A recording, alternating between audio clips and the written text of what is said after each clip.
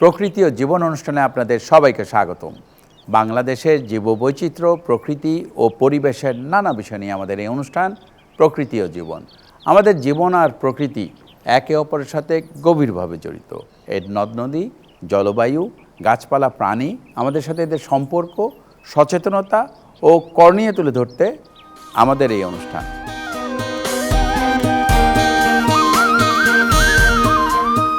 সবুজ শ্যামল দেশ হিসেবে বাংলাদেশের খ্যাতি বিশ্বজুড়ে। এদেশের প্রকৃতিতে বৈচিত্র্যময় বৃক্ষরাজি দেখা যায়। তবে এসব বৃক্ষজাতীয় উদ্ভিদের বেশ কিছু প্রজাতি বর্তমানে বিপন্ন। আমাদের আজকের পর্ব বিপন্ন বৃক্ষ নিয়ে। এ বিষয়ে আলোচনা করব অধ্যাপক ডক্টর মোহাম্মদ জসিমউদ্দিনের সাথে। তবে তার আগে চলুন দেখে আসি প্রকৃতি ও জীবন দলের বিপন্ন বৃক্ষ নিয়ে কিছু তথ্য ও চিত্র।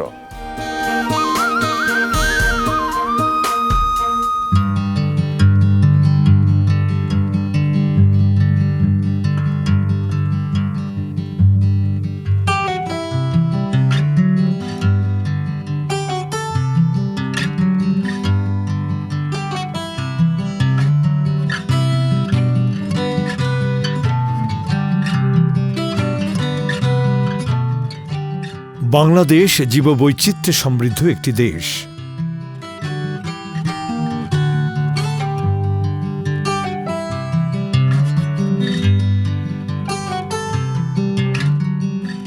পাহাড়, নদী, জলাভূমি এবং উপকূলীয় অঞ্চলে আছে বৈচিত্র্যময় উদ্ভিদ জগৎ।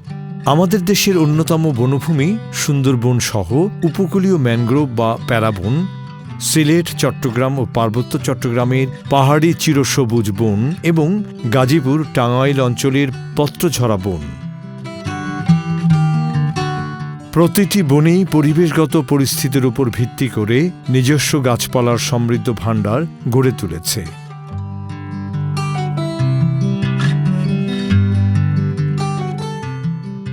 এই বৃক্ষরাজি আমাদের জীববৈচিত্র্য, অর্থনীতি ও সভ্যতার মূল ভিত্তি।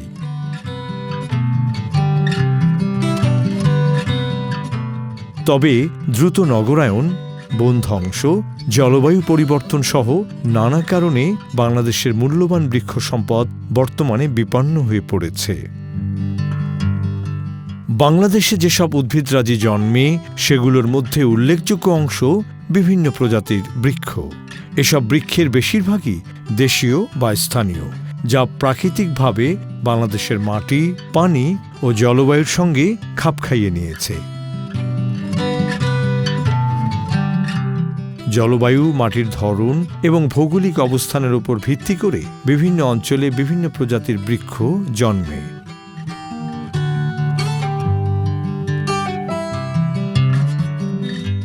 উপকূলীয় অঞ্চলে প্রধানত ম্যানগ্রোভ প্রজাতির গাছ সুন্দরী, গরান, গেওয়া, বাইন, কেওড়া, পশুর প্রভৃতি বৃক্ষ দেখা যায়।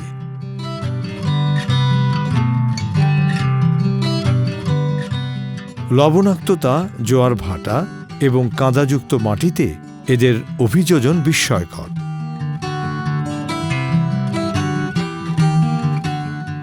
পাহাড়ি পরিবেশে দ্রুত বর্ধনশীল কাষ্ঠল গাছগুলোর আধিক্য চোখে পড়ে।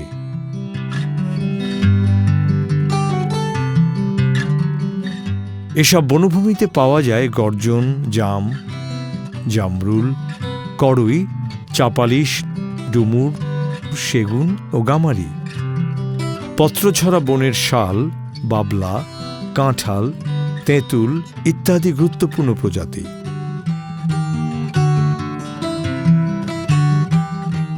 এছাড়াও আমাদের বসতবাড়ি, শিক্ষা প্রতিষ্ঠান, পতিত জমি এবং রাস্তার ধারে বেড়ে ওঠা বৃক্ষরাজিও দেশের গুরুত্বপূর্ণ প্রাকৃতিক সম্পদ। বৃক্ষ শুধু পরিবেশের সৌন্দর্য বাড়ানো বা ভারসাম্য রক্ষাই করে না, আমাদের জীবন ও জীবিকার সাথেও নিবিড়ভাবে সম্পর্কিত। কাঠ, ফল, ঔষধ, তন্তু, জ্বালানি সহ জীবন ধারণের জন্য প্রয়োজনীয় প্রায় সব ক্ষেত্রেই বৃক্ষ অপরিহার্য।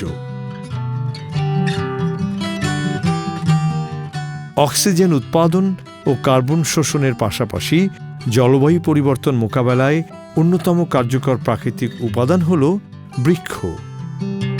এছাড়া মাটি ধরে রাখা, পাহাড় ও নদী তীরের ভাঙন প্রতিরোধে বৃক্ষ অত্যন্ত কার্যকর।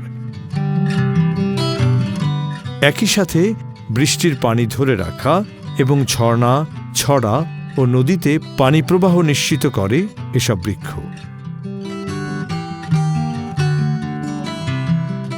বৃক্ষ পোকামাকড়, পাখি, স্তন্যপায়ী, সরীসৃপ সহ অসংখ্য প্রাণীর আবাসস্থল ও খাদ্যের উৎস হিসেবে কাজ করে।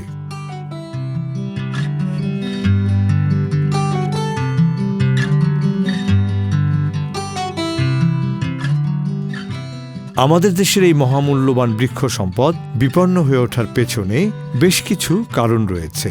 বন ধ্বংস ও অপরিকল্পিতভাবে কাঠ আহরণ, পাহাড় কেটে বসতি স্থাপন এবং অবৈধ লাকড়ি ব্যবসার কারণে বহু মূল্যবান বৃক্ষ বিলুপ্তির পথে।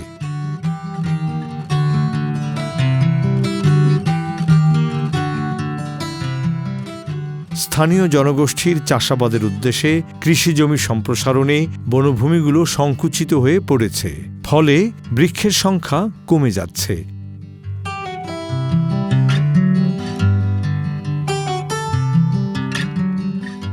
এছাড়া পরিবেশ দূষণ ও জলবায়ু পরিবর্তনে লবণাক্ততা বৃদ্ধি, নদী ভাঙন, অতিবৃষ্টি বা খরার কারণেও দেশীয় প্রজাতির গাছগুলো ক্ষতিগ্রস্ত হচ্ছে। পাশাপাশি আকাশমণি ও ইউক্যালিপটাসের মতো দ্রুত বর্ধনশীল আগ্রাসী ভিনদেশী উদ্ভিদ স্থানীয় প্রজাতিগুলোকে প্রতিযোগিতায় পরাজিত করছে। তাই বাংলাদেশের বৃক্ষরাজির মধ্যে বেশ কিছু প্রজাতি বর্তমানে বিপন্ন হিসেবে চিহ্নিত করা হয়েছে। বিপন্ন বৃক্ষের মধ্যে অন্যতম তেলিয়া গর্জন, বৈলাম, কুচ্চি, কর্পূর, গামার, চালমুগরা, বাঁশপাতা, কাঠলিচু, বনখেজুর, বনজাম ও উদাল। বিপন্ন বৃক্ষ সংরক্ষণে দেশীয় প্রজাতির বৃক্ষরোপণ ও বনভূমি টিকিয়ে রাখা প্রয়োজন। এছাড়া বন সংরক্ষণ আইন কঠোরভাবে প্রয়োগ এবং অবৈধ কাঠ ব্যবসা নিয়ন্ত্রণ করা প্রয়োজন। একই সাথে কমিউনিটি ভিত্তিক বন ব্যবস্থাপনার মাধ্যমে স্থানীয় জনগণকে যুক্ত করলে বিপন্ন উদ্ভিদ সংরক্ষণ সফল হবে। পাশাপাশি দুর্লভ গাছের বীজ সংগ্রহ, জিন ব্যাংক তৈরি ও বৈজ্ঞানিক গবেষণাও অত্যন্ত জরুরি।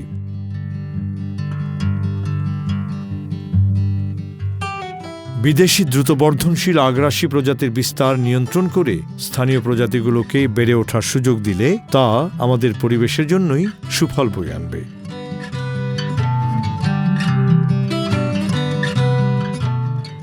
এক্ষেত্রে জনসচেতনতা বৃদ্ধির কোনো বিকল্প নেই। স্কুল, কলেজ, গণমাধ্যম, সামাজিক উদ্যোগ সহ সব জায়গায় বৃক্ষ সংরক্ষণের গুরুত্ব তুলে ধরা প্রয়োজন।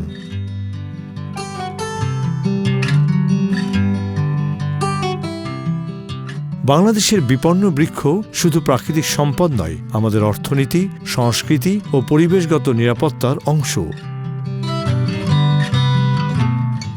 বনভূমি ধ্বংস হলে মূল্যবান গাছ হারিয়ে যাওয়ার পাশাপাশি হুমকির মুখে পড়বে আমাদের ভবিষ্যৎ, জলবায়ুর ভারসাম্য, জীববৈচিত্র্য এবং মানুষের টিকে থাকার অন্যতম অবলম্বন।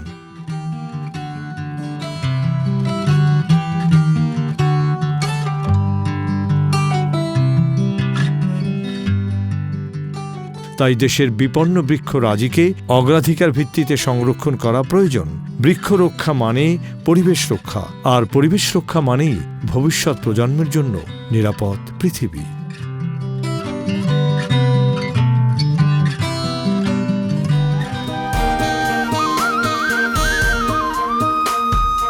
দর্শক মণ্ডলী, আমরা তখন দেখলাম বিপন্ন বৃক্ষ নিয়ে বিস্তারিত প্রতিবেদন।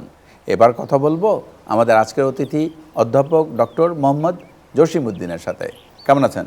আলহামদুলিল্লাহ, ভালো আছি। নানা বিষয় নিয়ে তো কাজ করেন, নানা উদ্ভিদ নিয়ে। আমাদের একটু বাংলাদেশের বৃক্ষ জাতীয় উদ্ভিদে কতটা সমৃদ্ধ আমরা এই বাংলাদেশ? আমরা আমাদের অনেকগুলো গবেষণা আমরা করেছি। এর ভিতরে ধরেন রেমাকালেঙ্গা ওয়াইল্ড লাইফ সেঞ্চুরিতে কাজ করেছি। আমরা রেমাকালেঙ্গাতে 606টা উদ্ভিদ পেয়েছি, সেখানে দেখা যায় 102টা বৃক্ষ প্রজাতি। লাভাসরাতে আমরা প্রায় 400-র মতো উদ্ভিদ পেয়েছি, সেখানে 110টা বৃক্ষ। খাদিমনগর, সেখানে এরকম একটা সংখ্যা আমরা পেয়েছি।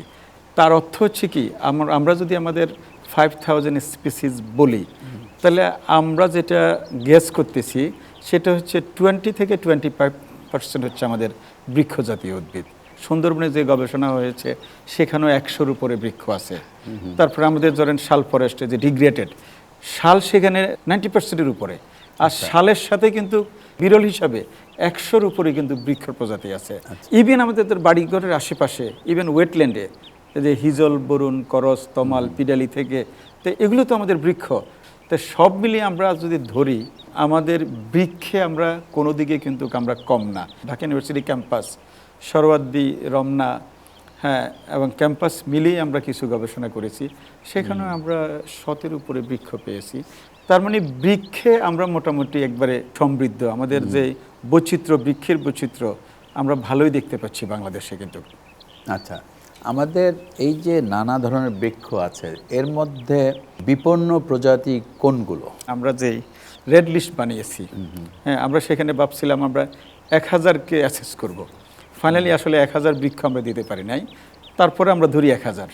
তো 1000-এর ভিতরে আমরা মোটামুটি আমরা 258টা, তার সম্পর্কে আমরা তেমন কোনো অ্যাসেস করতে পারি না, যেহেতু ডাটা নেই।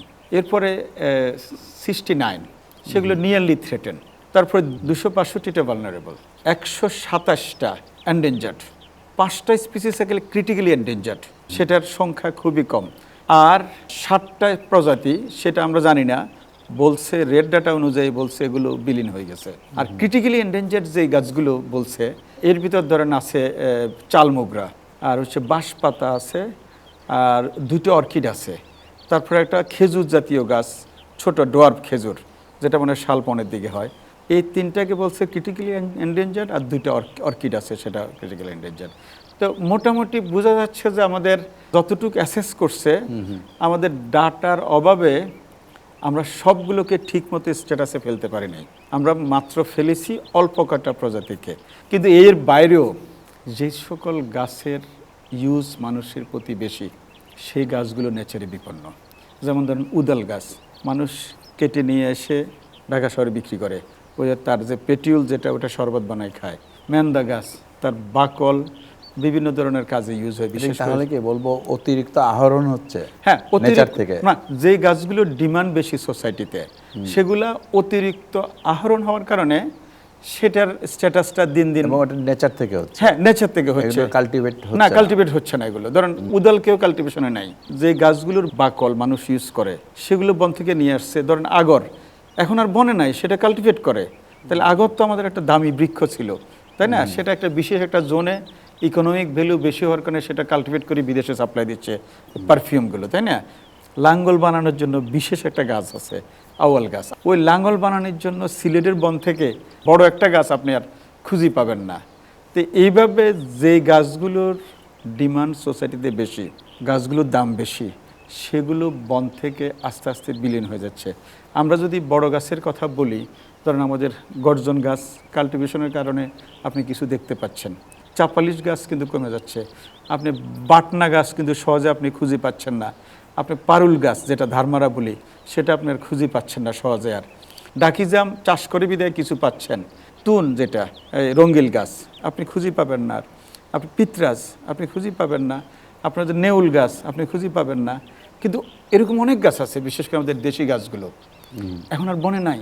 তাহলে এগুলো বিপন্ন হয়ে যাচ্ছে আস্তে আস্তে। আর ধরেন বট জাতীয়, ডুমুর জাতীয়, জাম জাতীয় অনেক গাছ আছে, সেগুলো আর নাই এখন আর। তাহলে আপনি কি আমাদের একটু বলবেন যে কেন বিপন্ন হয়ে যাচ্ছে? আচ্ছা, এখন হচ্ছে মানে আমাদের অতিরিক্ত আহরণ তো না আছেই, এর আছে, পাশাপাশি আর না কি? প্লাস হচ্ছে এক সময় আমাদের বন ব্যবস্থাপনা ছিল টিম্বার নির্ভর। যেই গাছটা ভালো টিম্বার দিবে, যেটা বিক্রি করে আমি রেভিনিউ কালেক্ট করতে পারবো, সেটাকে ম্যানেজ করা হতো, সেটাকে ব্যবস্থাপনার আওতা থাকতো। এর বাইরে যত গাছ ছিল ফরেস্টে, সেটা বাজে গাছ হিসাবে পরিচিত ছিল, সেটাকে আমরা বিলীন করে দিতাম। তাছাড়া আমাদের তো এই ওভার হারভেস্টিং আছে, আমাদের হ্যাবিটেট ডিগ্রেডেশন হচ্ছে, মালিকানা নিয়ে ঝামেলা আছে, কনফ্লিক্ট আছে, বিভিন্ন কারণে আমরা বনের উপর আমরা ঝাঁপাই পড়ছি। আচ্ছা, এর মধ্যে থেকে কি একেবারেই বিলুপ্ত হয়ে গেছে কোন গাছগুলো? আমাদের রেড ডাটা বলতেছে 60টা গাছের কথা, আমরা কিন্তু গাছগুলোর নামে আমরা ফেসই চিনতে পারি নাই। আচ্ছা, হ্যাঁ, এগুলো বাংলাদেশ থেকে একবারে বিলুপ্ত। শুধুমাত্র আমরা তালি পামটার কথা আমরা জানি, সেটা আমরা চিনি, এটা এখন আর নেচারে নাই, আমাদের বিভিন্ন বাগানে অথবা আমাদের অফিস আদালতে শিক্ষাঙ্গনে আছে। আচ্ছা। আর ক্রিটিক্যালি এন্ডেঞ্জার্ড যে কয়েকটা গাছ বলছে, যেমন বাঁশপাতা গাছটা, সেটাও বিভিন্ন রিসার্চ প্রতিষ্ঠানে আছে। তারপর যে খেজুর গাছের কথা যেটা বলছে, সেটা আপনার এই আমাদের শাল ফরেস্টের দিকে আছে। আর চাল মোগরা যেটা বলছে ক্রিটিক্যালি এন্ডেঞ্জার্ড, সংখ্যা একবারে কম, সেটাও কিন্তু আমাদের বিভিন্ন জায়গায় বোটানিক্যাল গার্ডেন অথবা লাওয়াছড়াতে আমরা দেখছি দুই একটা। অপরদিকে খিরনি লেদার টেকনোলজি ইনস্টিটিউট যেটা ঢাকাতে, সেখানে একটা গাছ আছে, তার অপর কপি আমরা পেয়েছি ইয়েতে বগুড়া আদমদিঘিতে। আচ্ছা, তারপর পুত্রাঞ্জীবে একটা গাছ আছে, আমরা ঢাকা শহরে টুকটাক দুই একটা দেখি, মানে এভিনিউতে লাগায়, সেটা কিন্তু নেচারে আর সেরকম দেখা যাচ্ছে না। উদালের কথাই ধরেন, উদালের ফুল লাল হয় যেটা, সেটাও কিন্তু আপনি নেচারে সহজে দেখতে পাবেন না। আওয়ালের বড় গাছ কিন্তু এখন আর নাই, মানে ইয়েতে বনে পাওয়া যাচ্ছে না। শিমুল তুলার আরেকটা জাত আছে, তৈরল বলে, বনতুলা বলে, সেটাও আপনি সহজে বড় গাছ আর খুঁজে পাবেন না।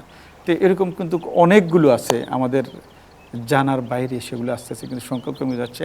আমরা যেটা বারবার বলতেছি, আমাদের রিয়েল কোয়ান্টিটির যে অ্যাসেসমেন্টটা, সেটা আমাদের দরকার ছিল রেড ডাটা বইয়ের আগে। তাহলে আমরা রেড ডাটা বইতে এক্স্যাক্টলি পিকচারটা তুলে ধরতে পারতাম। আমরা ধরেন কোয়ালিটেটিভ ডাটার উপর বেস করে আমরা রেড ডাটা বানিয়েছি, তাই না? আমরা যদি কোয়ান্টিটেটিভ সংখ্যাগত ডাটা দিয়া, অর্থাৎ একটা গাছ যখন একটা প্রজাতি যখন বলছি নেচারে তার সংখ্যা কয়টা আছে, এটা যদি বের করে বলতে পারতাম, তাহলে এক্স্যাক্টলি ফিগারটা আমরা রেড ডাটাতে রিফ্লেক্ট করতো। সেই ডাটাতে আমাদের খুবই অভাব। এই বিপন্ন বৃক্ষ সংরক্ষণে আমাদের আর করণীয় কি আছে, মানে আমরা কি করতে পারি? এই ইদানিং আমরা একটা গবেষণাতে দেখলাম, ঢাকা শহরের একটা বৃক্ষশুমারি হয়েছে, সেখানে 62% উপরে হচ্ছে আপনার বিদেশি বৃক্ষগুলো। তার অর্থ কি, আপনি যখন কোনো জায়গায় গাছ লাগাবেন, প্ল্যানিং করতেছেন, আপনি চারা খুঁজেই পাচ্ছেন না দেশি গাছের, ফলে আপনি বিদেশি গাছের চারাগুলো অ্যাভেলেবেল, আপনি সেগুলো লাগাই দিচ্ছি। তাহলে আমাদের এখন এখানে ভাবতে হবে কি আমাদের দেশি গাছের চারাগুলোকে অ্যাভেলেবেল করতে হবে। এই ক্ষেত্রে তো আমি বারবার বলছি, ফরেস্ট ডিপার্টমেন্ট এবং ফরেস্ট রিসার্চ ইনস্টিটিউট, এই দুইটা ডিপার্টমেন্টের কাছে কিন্তু স্টক, ওনাদের যত আউটলেট আছে, ধরেন ঢাকা, চট্টগ্রাম, রাজশাহী, যেখানে হোক, দেশি বিপন্ন বৃক্ষগুলোর চারা তৈরি করে সারা বাংলাদেশে ছড়িয়ে দিতে পারে। একটা ওয়ে আছে এই দুটো ডিপার্টমেন্ট। আর তাছাড়া নার্সারিগুলোর জন্য পলিসি গাইডলাইন দরকার। শুধুমাত্র তারা দেশীয় গাছগুলো, বৃক্ষগুলোর চারা তৈরি করে সেখানে বিক্রি করবে। বিদেশি থাকুক, কিছু থাকতে পারে, অসুবিধা নাই, কারণ আমাদের তো ফলের চাহিদা আছে, ফুলের চাহিদা আছে, সেটা হতে পারে। কিন্তু আমাকে বাধ্য করতে হবে আমাদের দেশি গাছগুলো চারা তৈরি করে তোমরা বিক্রি করো। তাহলে এইভাবে আমরা বাড়াতে পারি। এটা শুধু দেশি গাছ না, এটার সাথে আপনার হেরিটেজ জড়িত, এটার সাথে রিলেটেড পশু পাখি জড়িত, আপনার বাটারফ্লাই জড়িত, হানিবি জড়িত, ইনসেক্ট জড়িত। এগুলো থাকলে ইকোসিস্টেমের অন্য এই কম্পোনেন্টগুলো থাকবে, এগুলো না থাকলে তারাও থাকতেছে না। তাহলে আমার ন্যাচারাল যে ভারসাম্যহীনতা তৈরি হবে। তাহলে এই জিনিসগুলো তো আমাদেরকে বুঝতে হবে, সবাইকে বুঝাতে হবে। আপনি ঢাকা শহরে কয়টা পশু পাখি দেখেন? নাই বললে চলে, কারণ যতগুলো গাছ আছে ম্যাক্সিমাম গাছ হচ্ছে বিদেশি গাছ। তাহলে আপনার ইকোসিস্টেমের বড় একটা কম্পোনেন্ট সেটা আর নাই।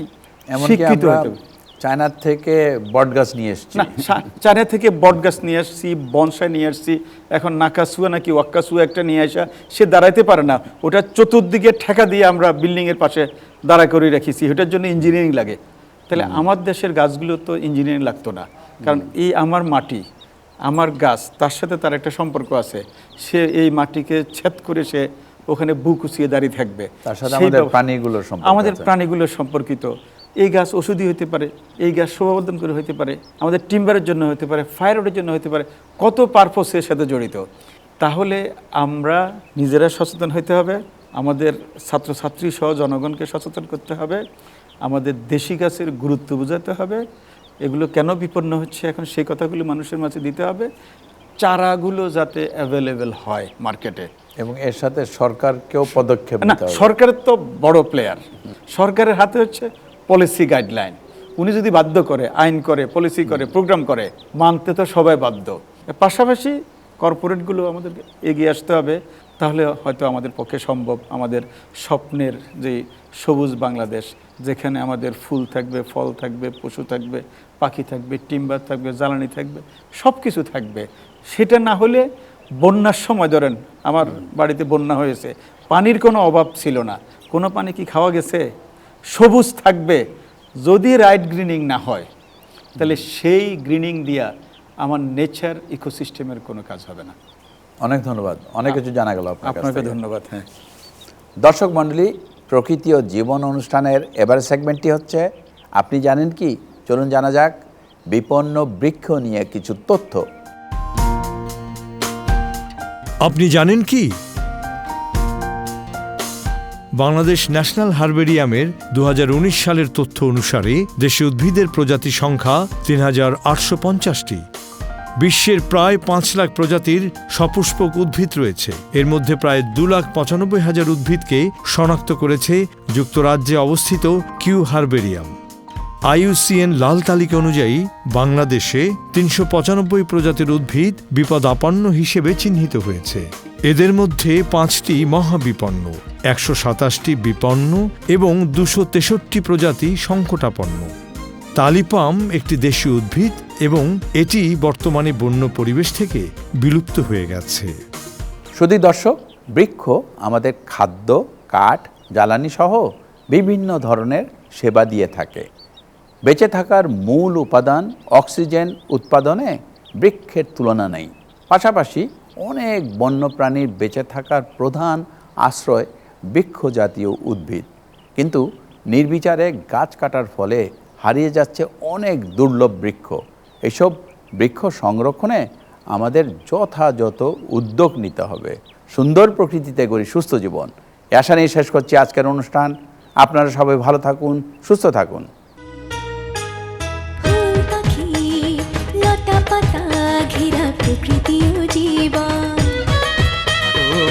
সুন্দর পৃথিবী, মায়াময় প্রকৃতি, বাসবো ভালো সারাক্ষণ। চাই চাই চাই সুন্দর পৃথিবী চাই, চাই চাই চাই সুস্থ পরিবেশ চাই। ফুল পাখি লতা পাতা ঘেরা প্রকৃতি ও জীবন। সুন্দর পৃথিবী, মায়াময় প্রকৃতি, বাসবো ভালো সারাক্ষণ। এসো হাতে হাত ধরে শপথ করে সুন্দর সুস্থ পরিবেশ গড়ি, সুন্দর সুস্থ পরিবেশ গড়ি, সুন্দর সুস্থ পরিবেশ গড়ি।